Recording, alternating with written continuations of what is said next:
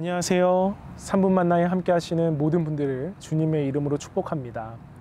어제까지 시편의 말씀을 마지막으로 오늘부터는 하박국서의 말씀을 가지고 하나님의 은혜의 말씀을 나누도록 하겠습니다. 하박국이라는 책을 먼저 우리가 이해할 필요가 있을 것 같습니다.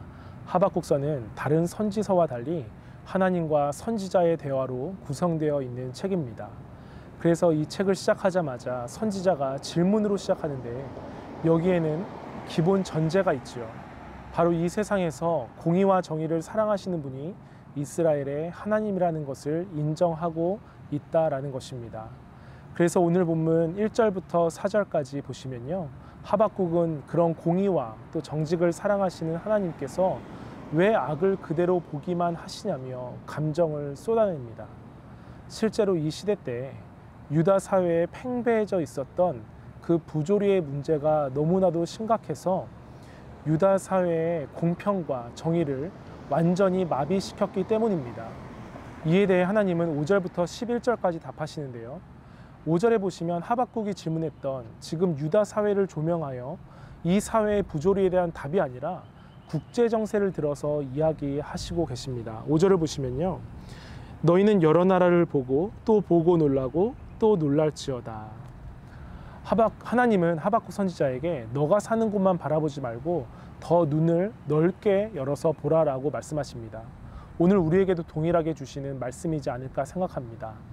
우리도 신앙적인 균형을 이루기 위해서 내부만 바라보는 것이 아니라 이 시대를 읽어낼 수 있는 영적인 안목이 필요할 줄 믿습니다.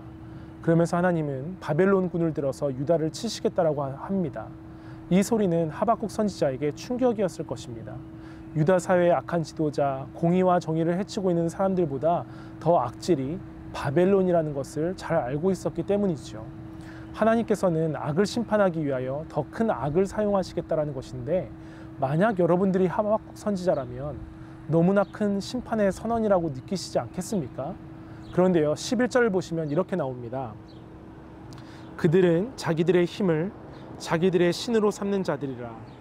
이에 바람같이 급히 몰아 지나치게 행하여 범죄하리라. 바로 하나님은 유다를 심판하시기 위해 바벨론을 도구로 사용하시지만 결국 유다의 징계를 마치시면서 이 교만한 나라를 심판하실 수밖에 없는 것입니다.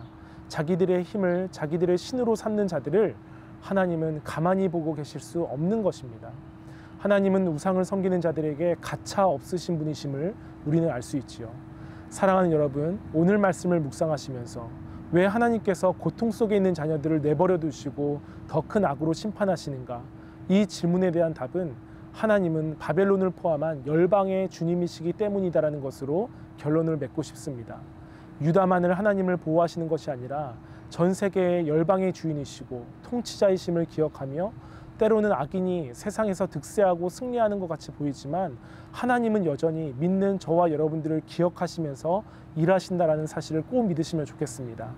그들의 교만을 우상으로 삼고 있는 나라를 사용하신과 동시에 심판하시고 하나님의 나라로 바꾸어 가시는 분이 바로 우리 하나님 아버지이심을 기억하시며, 우리 안에 고통의 문제가 있었다면 다시 한번 하나님의 뜻이 어디에 있는가, 더 큰 하나님을 노래할 수 있는 믿음을 갖게 해달라고 기도하는 오늘 하루가 되길 주님의 이름으로 축복합니다.